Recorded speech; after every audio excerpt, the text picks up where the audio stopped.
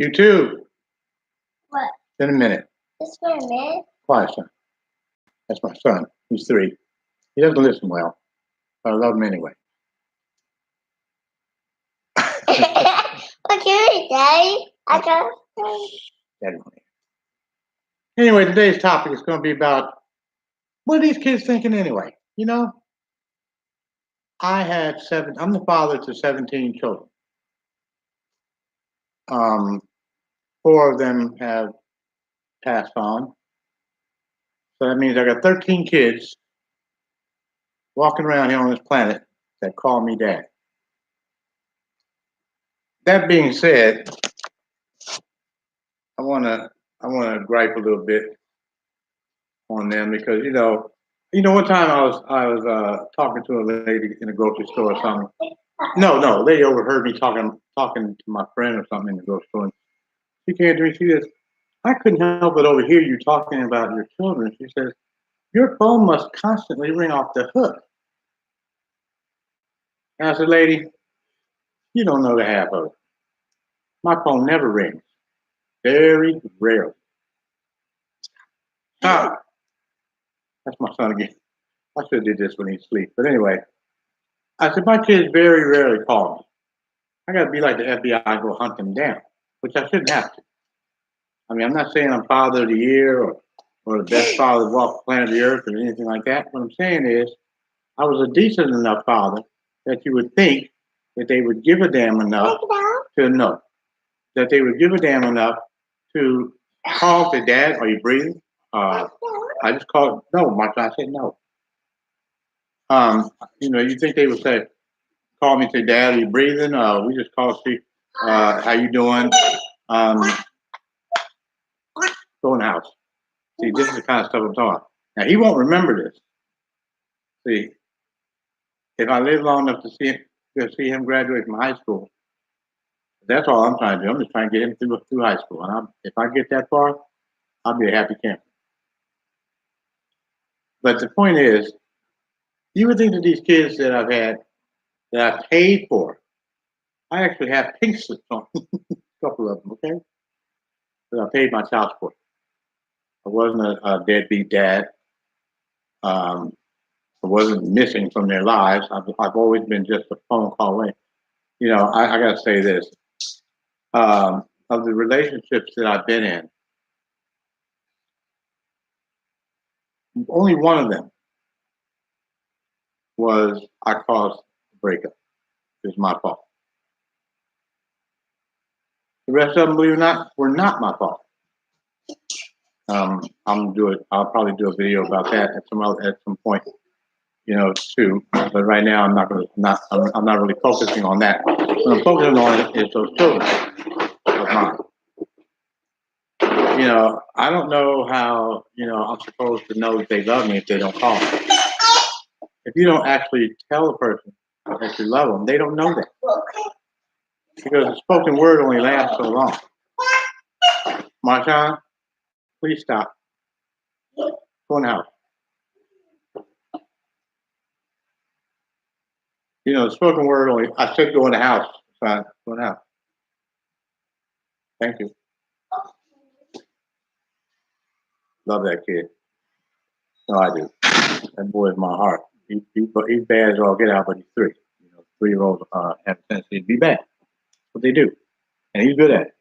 I wouldn't have it any other way. At any rate, you would think that those kids of mine would have enough love for me to call me. Say, Dad, how you doing? Do you need anything? Can I do anything for you? Shit. If they did, you did. They don't do that. Go in the house, my son. They don't do that. These kids of the day are not about seeing about their parents. They just assume because they see me on Facebook, they see where I signed in, or they can see me on their friends list, and I guess the little thing is green or whatever it is. Says, oh, if there's Dad, he's fine. Well, maybe I'm not fine. You know, for a lot of the last few months, I actually wasn't fine. I could have used. It would have been nice for them to call me and see how I was doing.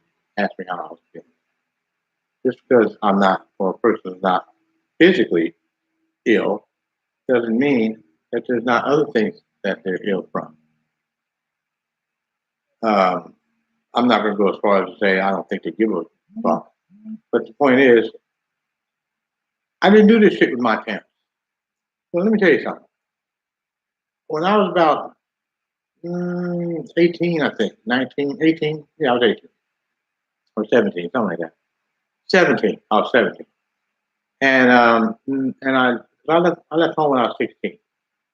My mother was a nag. I'm sorry, I love the woman, but she was a nag and a half. And I'll be honest with you, I'm not exactly a social butterfly. I'm not. Because around my house as a kid growing up, the less you said, the better off you were.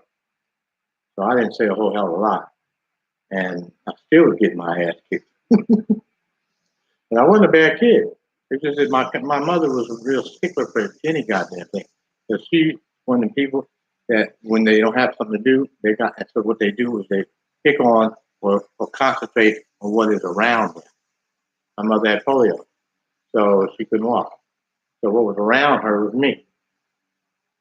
My girl Mary does almost the same thing.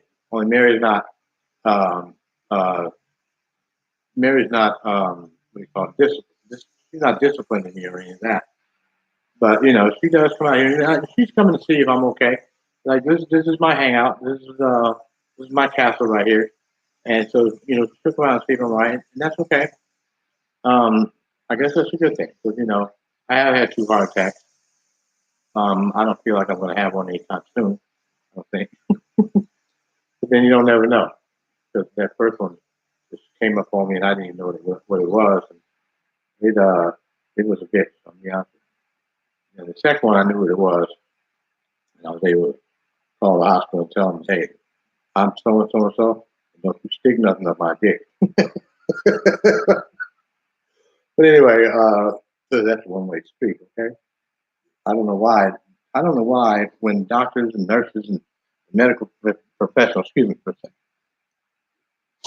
I don't know why when the medical profession knows that they're doing something that's very uncomfortable to human beings, why they don't find another way.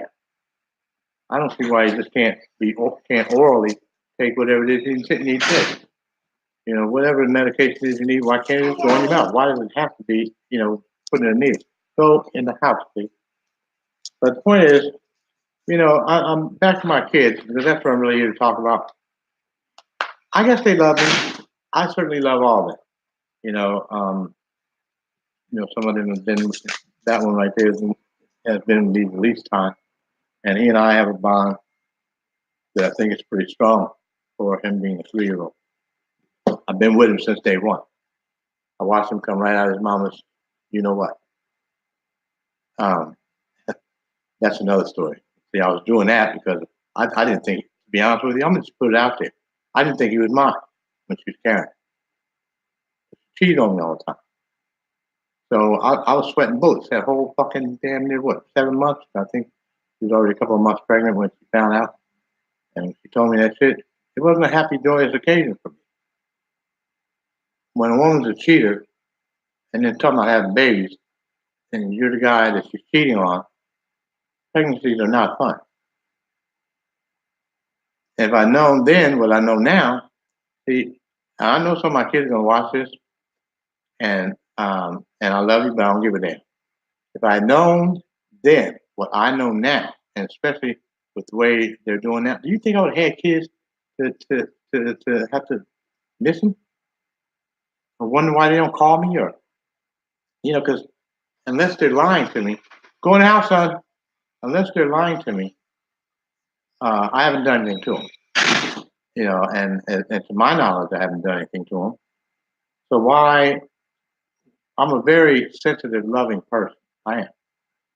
And why my kids don't treat me as such, I don't understand because I never, I know part of it is because I had to work at the old bus station transit down in Oakland, and so yeah, bus driving.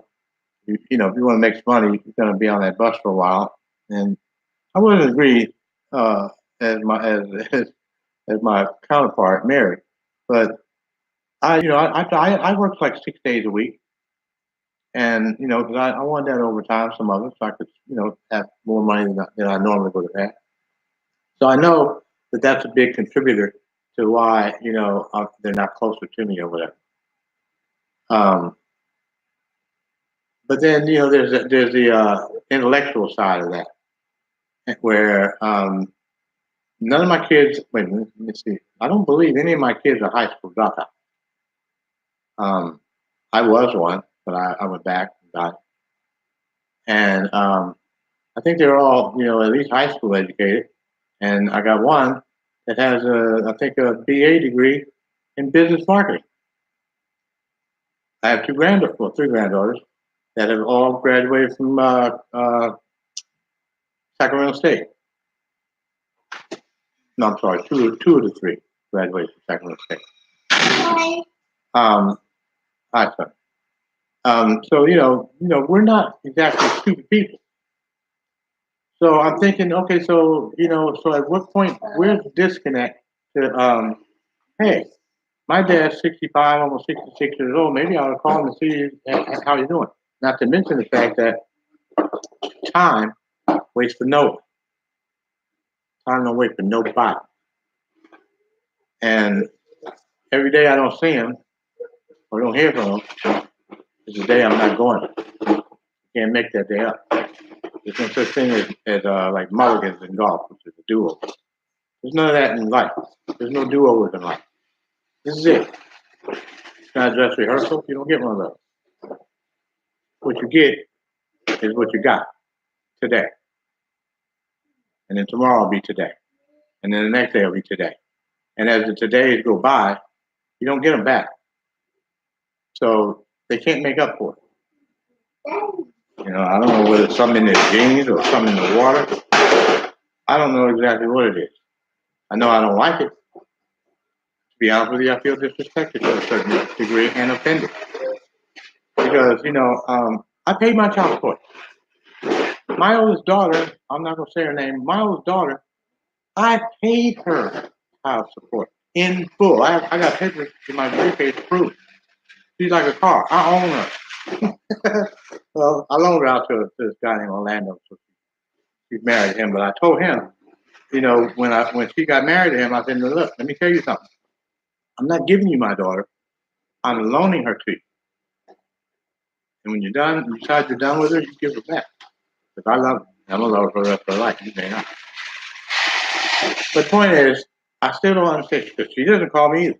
Here's a child with a BA degree in business marketing that does not call her father, and she has children. Will you stop? He's a ham, okay? Anyway, she has a BA degree in business marketing from USC. I'm a Trojan dad, okay? She's a Trojan. Got good grades. Went through college. I'm very proud of her. But she gets on my nerves because with all them brains she got, she doesn't have the one brain that she needs. That's the one that says, here's my finger, let me press a button, call my dad. Popping. When I was coming up, I was going to tell you a story before he interrupted me. I think I moved out of my parents' house when I was 16. When I was 16, my parents had broke up. Moved my child, stop. My parents had broke up, and my mother, like I said, was a bit overwhelming. I ended up, spending the majority of my time with her because my dad was working. My mother had polio and was the home person. And so she even started getting on my nerves after I moved out because she felt like just because I moved out. Now I got a wife and two kids at this point. Yeah, so I was 19 then. I had a wife and two kids, and I worked. And my mother still thought that I should check on her every other day. Every other day, okay? I'm thinking these kids, I'm doing damn good. They call me even once a month, but most of them don't. But if they did, that'd be great. I love it. But they don't. I know they have their own lives. I get that. My child, stop. See, he ain't stop till I spank it. I ain't gonna do that. So anyway, go in the house. Go in the house. Since you can't act right, go in the house. And you better not do nothing stupid because I will smack your butt. Goodbye. It's called real TV, folks. Go in the house. You know why I gotta do that to get him? I don't like having to holler at him, but sometimes that boy is hard headed. I love his mother in it. Anyway, uh, as I was saying, I don't understand these kids and why they don't call me because in most of the case, the moms have passed on. I'm still here. I'm all they got in terms of parents. And when I'm gone, it's it. Over to put no more.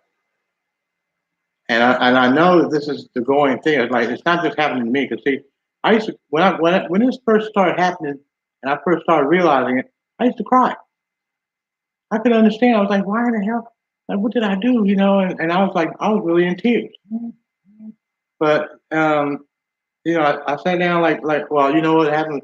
I was in Well, I used to live in Sacramento, and I ended up working for this guy at a hotel. I was security at the hotel. I was the only. I was the security there, and I had a heart attack. Go back in the house. I had a heart attack at the hotel, and that was my second one. I had one before I became the second one, but I had two. And the second one wasn't as bad, I guess, because I knew what it was this time around. And so, I was able to call the hospital and tell them I'm coming and all that kind of thing. But anyway, I can't think of that guy's name. Anyway, he got scared. He was Indian. Kumar. Mr. Kumar, that was his name.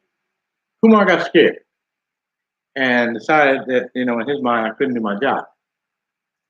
He couldn't say that to me because that would have been discrimination. That would have been grounds for a lawsuit. So what he did was he tricked me, actually. He told me, because he owned like 3 hotels in Sacramento. He owned the Ramada, which was the one, that was my home hotel. That's the one I worked at. And he owned a Red Lion and a Great Western, or Western something, whatever you call it. I can't think of it. Not Great Western.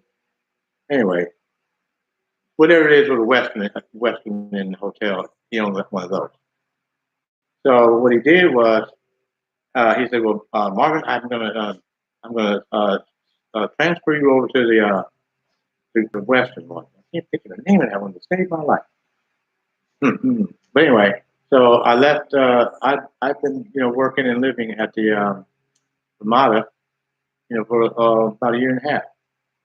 And so he told me that me and my family go move over there.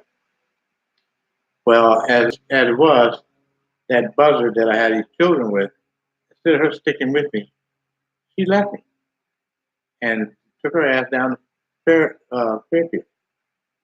This is all tying into something here.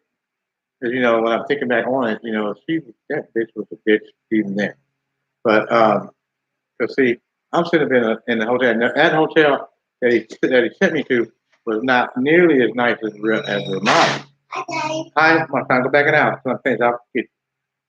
The Ramada was a much nicer hotel. Best Western. That's the name of it. The Ramada was a better hotel, believe it or not, than Best Western in Sacramento.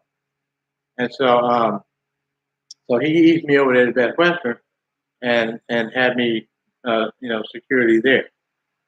And then he finally, like just, kept taking away duties. So finally, I wasn't doing anything. I probably still could have sued him because I think I could have probably proved it on that way he was handling that. But, I just decided not to because he had been good to me for almost 2 years and my family. And so, I didn't sue him. But the heart attack did change my perspective on life.